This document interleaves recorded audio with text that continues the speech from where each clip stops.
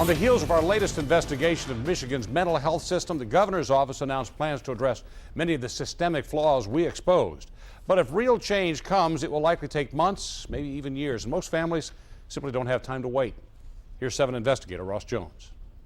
Every time the phone rang, and it was my mom or my dad, I was terrified to pick it up because I always wondered if it was going to be that phone call. The phone call Amber Guerrero dreaded most of her life finally came last month. Her brother Keith, struggling with a mental illness for the last 10 years, had died. I feel somewhat that I failed him, that I wasn't able to get him the help. What let Keith down wasn't his family, but the system that was supposed to keep him well.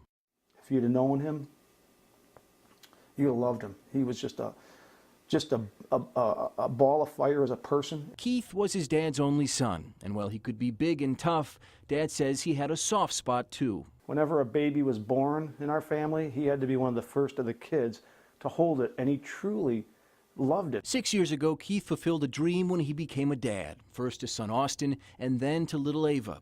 But around that same time, Keith was showing signs of schizophrenia. He began acting paranoid, convinced people were talking about him, hearing voices that weren't really there. And on a day 4 years ago, after a fight triggered by a schizophrenic episode, Keith left his house in a fit of rage. He got into his car, backed out his driveway, and killed 2-year-old Ava. She was riding her bike. In his mind, it was just a sheer terror to live. At only 27, Keith was battling a severe mental illness and crippling depression. Not long after, he slit his wrists. He looked up at me and he says, "Dad, it's not your fault." He says, "I'm done. I don't want to be here anymore. I want to be with my daughter." After the failed attempt to take his life, Keith was admitted to a hospital for psychiatric treatment. His family says they were relieved. But the help Keith received was very little. He was held for 3 days, stabilized and medicated, and then let right back out. I felt, wait a minute, we're not even getting to the surface here at all. And, the doctor said, well, we're sending him home. Medication helped, but like many suffering from a mental illness, Keith didn't feel like he needed it. My father called several times and said he's not going to his meetings, he's not taking his medication. They would sometimes tell my dad, well, what do you want us to do? We can pick him up if you want, but we're going to release him the next day.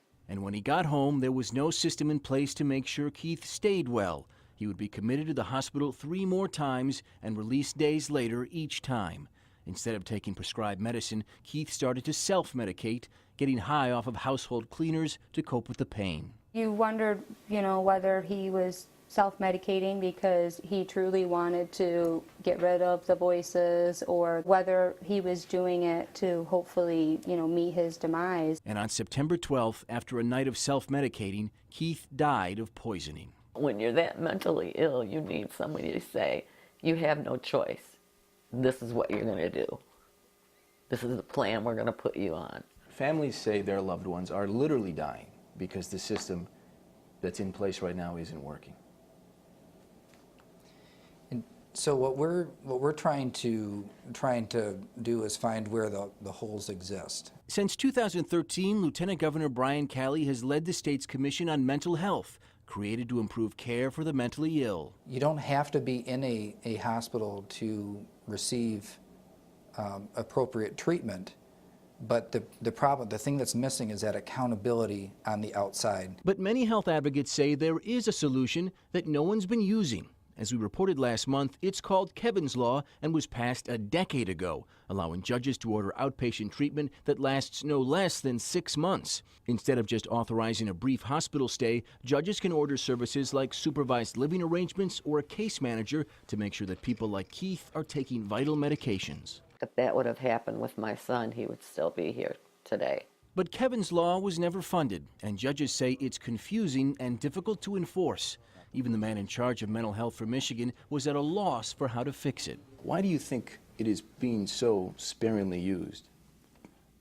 That's a good question, and if you can find out in some of your reviews, you can let me know. But days after our initial reports last month came this, an announcement that the state would form a special task force designed to understand why virtually no one is using Kevin's Law and turn it into a tool that actually helps. Keith's family is happy that a fix could be on its way. They just wish it had come sooner. I just don't think he deserved to die, and I don't think he should have died.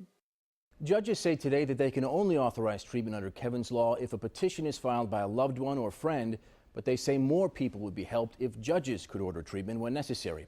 When I asked Lieutenant Governor Calley if they ought to have that power, he said they should. The first meeting for the Kevin's Law Task Force is October 28th. I'm Ross Jones, 7 Action News.